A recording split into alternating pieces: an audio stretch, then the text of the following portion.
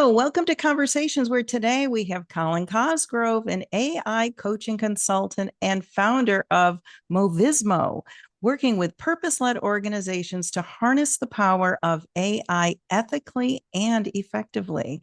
With over 17 years in global tech, including 11 years at Google, Colin brings deep expertise in scaling innovation responsibly.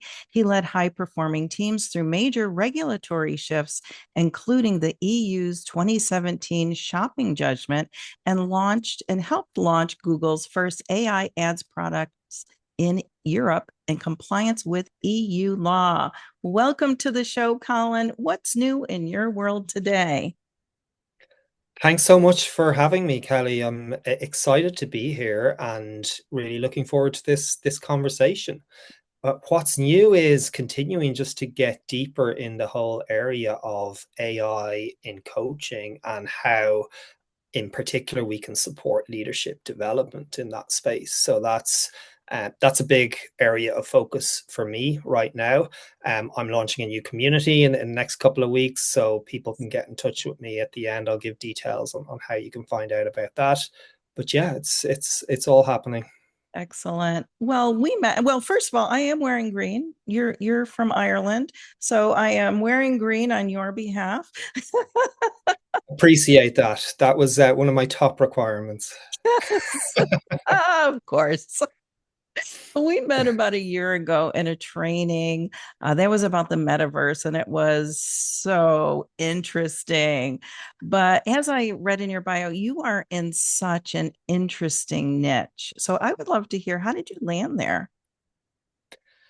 Yeah, I mean, maybe I can take a little bit of a step back, I guess, in terms of some of my earlier work, and I can share a little bit about how I got into the whole, I suppose, AI and Yes. compliance field initially. Because a few years ago, I actually thought topics like data privacy, bias, that they were really hard to get to grips with, and even, dare I say it, boring to some extent. But through my work as a leader at Google, I started to get exposed to some interesting related topics in this space. I became more and more fascinated about how big tech was perceived externally from a competition point of view, for example. I was also always really inspired to take a user first approach in all my work, and the role of compliance and compliance around technology and protecting that is actually so important. So I eventually moved myself onto a team where regulation and governance was actually critical. It was essentially the strategic function of the team. And you mentioned there, I had involvement in helping lead out a compliance function for the shopping ads business, ensuring compliance with a big shopping ads directive in Europe. I was also involved with leading the rollout of Google's first AI ads product. And one of my key learnings from all of this was these topics are never easy, but Right. we can make it easier. And personally, I feel in many respects we've a duty to make it easier. And that's the mindset I've tried to bring forward as I launched my own solo leadership coaching practice since leaving the tech world. I've tried to apply a lot of that in areas such as the growing development of AI in coaching and coaches and how they support AI in leadership as well. With the ultimate goal being to support the development of agile, literate, and tech savvy leaders in this new AI reality we're in. So I guess that's a little bit of the journey, I suppose. Yeah, well, thank you for sharing that. It is an interesting journey, and one that many people probably, when they think of AI, they don't think so much, or, tech, they're never really thinking about the back end so much, but that was really the work that you were doing. And so I would love to hear, you mentioned leaders and the work that you're doing in leadership development. So when you think about the current environments, what is important in this environment now that we have, that leaders are operating in, when it comes to the work that you're doing? What are you seeing and what's important in there? Yeah, sure. So we're having now this environment where really AI has changed the game. So it's no longer that, just VUCA environment, which many of us know, the volatile, uncertain, complex and ambiguous, but really we have algorithmic added to that as well because AI really is changing the game. And really we have this dual scenario where data and output arrives instantly, but then there's a lag with our judgment and meaning making and how we align with our values and our purpose. And this could be both at an individual or an organizational level. So these are really important questions. Then as well, there's all the various different regulatory frameworks governing AI. So in Europe, for example, we have the AI Act, which that can confuse, but really must now be part of the measurable mission and no longer, just consigned to compliance departments. Leaders need to take on board a lot of these topics. So there's a lot of different dynamics at play, including many which I haven't addressed here. But those dynamics are there for the modern leader. So really within that context, it's requiring the leader to create their own form of compass with the right supports to help them navigate that. And yeah, I'm happy to share a little bit my thoughts on that as well. I love to know because you do in Europe, it's a little bit different. And so when a leader, let's just say a leader comes on board, this might be something new. Well, it's probably new across the board for leaders to have this compliance, right? So even helping them understand why this compliance is so important, I imagine, is something that you would be able to help leaders with. Is that correct? Yeah, absolutely. And I think that the point on the why is critical here because we can all have arguments around which legislation is better or worse, and there can be a lot of restrictions that certain legislation provides, but ultimately it's all there to protect all of our fundamental human rights as citizens, regardless of the jurisdiction we're in. And how that manifests for a leader in the work environment is you know, they're handling their teammates' data or the coaches, that's their clients' data. So how are we handling that responsibly and with care in this new world as well, with more and more AI coming into the relationship between, leaders and teams and coaches and leaders? How are all of the various different parties being transparent about the use of that technology? And what does that look like in the contracting, whether that's one-to-one meetings or a meeting between a coach and a leader? How is that transparency provided? And how literate is the leader? In other words, how well do they understand both the benefits and the risks of the systems they're using, and can they easily explain that to the people that they're working with? Because these are all mechanisms I firmly believe that the modern leader needs to take on board to be trusted in this new world. Now, would that fall under, like, if I'm thinking of a division in a corporation, would that fall under tech? Would it fall under HR? Something in between? Do you happen to know? Yeah, good question. I think there will always be those functions around tech HR, and compliance and governance will have specific responsibilities with regard to technology and how it's deployed. But I think it will permeate at every level. So I don't think it will be okay in the future for the leader to say, I'm not sure about the data I'm using here, whether it's compliant or not. It's really on everyone to be literate and understand. So I think we're shifting from this world where all of this is sitting in one box in a different part of the organization to the leader actually taking on this responsibility and the understanding of the compliance of the tech that they're using and being able to ask the right questions back to their providers to make sure that they're really standing up for what's right. That makes sense. So, what are maybe some of the ways that leaders are taking advantage of AI? Like in a good way, hopefully, right?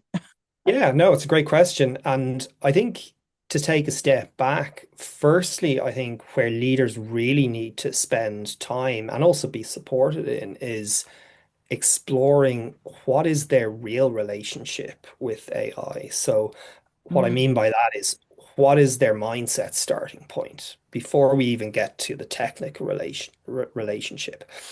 So I created this concept of the AI leaders archetype arc. A lot of A's in there. I need to think about that. But it essentially looks at this idea of how do we navigate between zones of certainty and zones of curiosity. So mm, what do I mean by this? Like the zones of certainty, it starts from that point of, I know what's right. And that could be on one end of the scale, like complete disdain, just slamming the door on AI. It's just, it's not for me. To say more confident dismissal or even skeptical tolerance, which is okay, I'll follow along, but I'm not really sold on this. So there's all of those areas. And by the way, you could apply this on the other extreme, right? So somebody on the other end said all forms of AI are, it's amazing and I'm just fully bought in. But then if we were to kind of expand that arc out a little bit to some of the other pieces around within those zones of curiosity, it's around like cautious openness. So, maybe there is something here. How might I explore this a bit more? Moving into genuine interest, like what could this actually add to my business or to my practice? And I think how I help people practically leverage this is really spending some time, where do you see yourself in this arc? And what are the reasons for seeing yourself in that position? And how do you feel when you are there? And just not jumping too quickly ahead, just really exploring that relationship, and then eventually thinking, okay, what might it look like if you were sort of moving from cautious openness to genuine interest? What could that open up for you? So I think that can be quite helpful for just really understanding, firstly, what is that relationship that you have and trying to uncover, whether there's any hidden biases or experiences there that might be influencing that perspective. Then secondly, then it's more practical, right? So that's thinking about it from a productivity point of view. And I've done a lot of work like with coaches on this topic specifically. And I think about it from a perspective of before, during, and after the coaching session. Like, what are some of the typical use cases that you could, responsibly get some AI support in? Some of those might be, brainstorming a new coaching plan for your client and getting some AI companions to help you and to support in that journey, or supporting after the session your reflective practice. How did I do as a coach, and what were some of the insights? There's various different tools that can enable that. And during the session, you have AI transcriptions and others as well here. But all of that with a responsible lens, right? So as you're thinking about integrating more and more of this tech into the journey, really thinking about how transparent have I been on this with mm, my team member, like how do they feel about this? And having that open conversation not only builds trust, which is really going to be at a premium as more and more AI comes into the mix. From a leadership point of view, that's really what I'm going to be measured on a lot. So it builds trust, but it's also, it's ethical, it's responsible, and legal in many cases. Like again, in mhm. Europe, you are obliged to be transparent and to explain the systems that you're using. Right. Yeah. And to go back from what you said about, your arc and whatnot. It all goes back to what I was thinking about when you were talking about that, is it always goes back to readiness with people, right? Are they ready to even move into? And if we move too quickly, right, if we don't go back and jump back like you did with the question and talk about that readiness and where they land on that arc of yours, I think that we do them a disservice, right, when we're working with leaders, really understanding where they are in that moment and Yeah, not to miss that. it's a great point. Exactly. And that's the purpose really is to meet people where they are and move forward from that point. Or move back, by the way, for that person who's fully bought into AI, like what might they be missing by moving too fast and what questions have they not asked? So yeah, it's so critical to go through that process. And I think coming back to some of the fundamentals for all of us who are coaches out there is, you can't just tell people this stuff. It's for that longer term buy-in to happen, it has to come within and to be supported, by a coach helping you through that as well, ideally. Yeah, definitely. Let's see what else we get have here. What are some of the risks leaders must navigate during this process? Yeah, well, I think we've touched on some of this maybe, but to bring that together a little bit, I think of three R's really in this regard. So I call it reputational, relational, and regulatory. So what do I mean by those three? So reputational, the more you use AI without those topics like transparency and explainability, the more it undermines the integrity, the trust of the relationship of the people that you're working with, and that can ultimately lead to some, reputational harm or damage. And yeah, relational really, that trust is so important in forging those especially when we think of really human-led areas here like coaching, where that really the success of coaching has been built on that kind of human to human relationship over time. So if we let AI mediate too much or come into to those forms of communication without that human oversight being very present, that trust can quickly get eroded. And then finally, regulatory. So that's again, non-compliance is essentially, it's a legal and operational risk, right? If you and your teams are not using it in the right way. So those are the risks. And then I guess how we can move forward out of that is what I would call more, it's less about the stick and more about the carrot, which is more, risk curiosity. So in other words, like what do I mean by that? It's not fear of what could go wrong. It's a genuine curiosity of what is hidden. So it's shifting that dynamic a bit. So it's just asking those questions. What data is this AI tool learning from? Who is accountable for it? Where might there be some bias that could appear?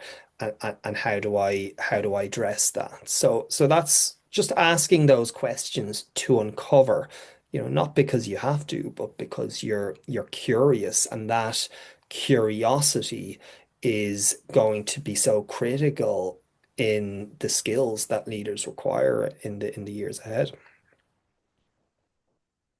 That's That's amazing because when I think about leaders and they already have so many responsibilities, and now they have this other compliance measure that they not only have to understand and perhaps train their people on, but then perhaps they have to be this coach as well. So a leader is coach. So how does leader as coach in this dynamic work? Like, how would you see that kind of panning out in the workplace? Yeah, I think it's a critical point, and it comes in the context where, there are genuine fears amongst people around what whether I'm a leader or a coach, what parts of my roles are going to become automated, and the fears that surround that. But to the point you just touched on here, I genuinely believe that for both leaders and coaches, responsibility is increasing, not decreasing in this new environment. And those skills that really matter as AI is becoming more involved in this decisions, whether that's, deep listening, powerful questioning, transparency with trust built in. Like these are very human skills and skills that we associate with great coaches, right? So, so I definitely think we're moving that journey forward where we're adding extra layers within what's required of coaches, but that is adding a really important dynamic to how leaders continue to develop. Because a lot of you know, a lot of the old school kind of leadership tactics of command and control and all of that is moving to one side, because it is those human coaching skills that will really need to come to the fore. Are you finding in your practice with either, within organizations or with coaches that they're using bots to kind of supplement different coaching sessions, or however you see maybe they're using them? I guess that's kind of Yeah, curious about that in your world. yeah, so we're seeing it happen, and that whole area of AI and coaching, like there's a lot going on in that space. And I think of the to split it into two, I see this in two. You have AI in coaching and AI coaching. So AI in coaching is where you're using techniques to augment or support that coaching process, whereas AI coaching is where you actually have, in some cases, fully fledged coach bots that are taking on the role of the coach. So you have that whole spectrum and everything in between. But I think typically how coaches are using it at the moment is, there's a lot of anecdotal stories and evidences that using AI to augment in strategic ways the coaching journey can be quite effective. So whether that's taking notes of my session while I stay a lot more present with the person that I'm coaching, that has real benefits, or saving some time on pre-prep but within the sessions and less admin, so that I can really be more focused on the growth of my client. So yeah, it's definitely coming in more and more. But the argument I would keep making in all of this is it should be done hand in hand with the client, with the teams where this is being introduced, because that buy-in is so critical and so important to establish that trust. So indeed, like the takeaway here is like coaching isn't just about, development conversations anymore. It's about how it can be a strategic partner in this new responsible AI world that we're all operating in as leaders. Hmm. Gosh, there's so much there. There really is to unpack. I know that must have been, well, a couple of years ago, I ran a survey on AI, and I'm getting ready to deploy it again because I want to see what the difference is from the first time, when it was like all of a sudden, even though it's been part of, AI has been around for a long time, the whole boom, a few years ago was like, let's just see where people are at. And I'd love to now see, what is the difference between a couple of years ago when it was just, people were really afraid of using AI in a lot of different components, and what it could look like now, and what the difference is. So that's going to be interesting. But I would love, before I give you the last word, is there anything else that's really important that you feel we didn't talk about that you would like to add? No, I think it's what is important is that people feel safe and comfortable having these conversations, because what can happen, especially within organizations at times, is, you know, there's a rush to adopt because that's what's been Yeah. cascaded, and what is needed. And then there can be concerns that just aren't highlighted because the forums aren't there. So really it's just a call to, you know, organizations in particular, just to make space to have these conversations, because in this rush for efficiency and competitiveness and to, you know, lead innovation within whatever sector you're in, there is a risk that that part gets compressed, and it can be counterproductive in the end, right? Because, you know, people hide their fears and maybe they don't use the tool that they're supposed to use in the way they are because of whatever fears are underlying there. So I think ensuring that that open human conversation is happening. And again, I'm just going back to those points of transparency, explainability. Like, these need to be principles that are modeled at every level within the organization. I am curious about one other thing because EU does have the compliance. Do you see in the future where it could be that it is so stringent where it outlines what is okay to use and what is not okay to use as far as tools So and whatnot?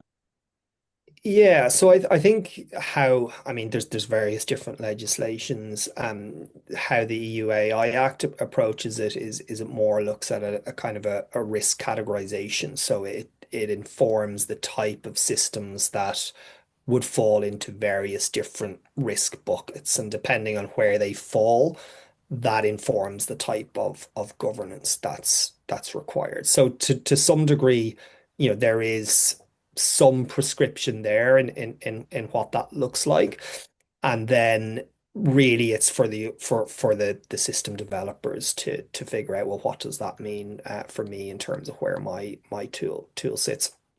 Um, Now, I think the global context on all of this is that there is that, you know, recognition within Europe that there needs to be that balance, with the balance of making sure that that there's also competitiveness in topics around innovation and in AI.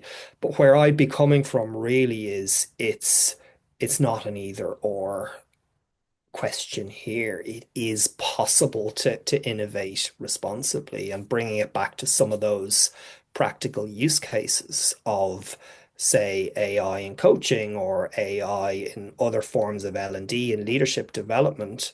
You know, when you're looking at the use cases and the tools you're using to bring those in, you should look in tandem at those questions around, you know, is it being done safely? Is it are the right processes in place around transparency, explainability? These aren't things that need to come on after and add 2 months, 5 months to the project. It can be done in tandem quite easily once the structures are in place, and those investments in responsible design and practice are made. And I guess one more thing, because you keep piquing my interest and curiosity here. As far as an organization, where is the accountability? Where does that lie? So if a leader, let's just say I have a team and I find that they are not being compliant, right? They're non-compliant, then is it up to the organization to have their own uh, what's going to happen? So when somebody is non-compliant, is it already written by the overall compliance? There is, and there will be a responsibility to have a, you know, an AI governance framework that sits within the broader AI strategy. So that should, you know, it should clarify the who are the accountable persons for ensuring that there's compliance of AI within the working relationships. But again, back to that point, it has to happen at every level. So yes, there should be those broader structures and accountability. But ultimately, from a legal point of view, who is accountable and who is responsible, they are the system providers bear the greatest responsibility when it comes to actually, something going wrong.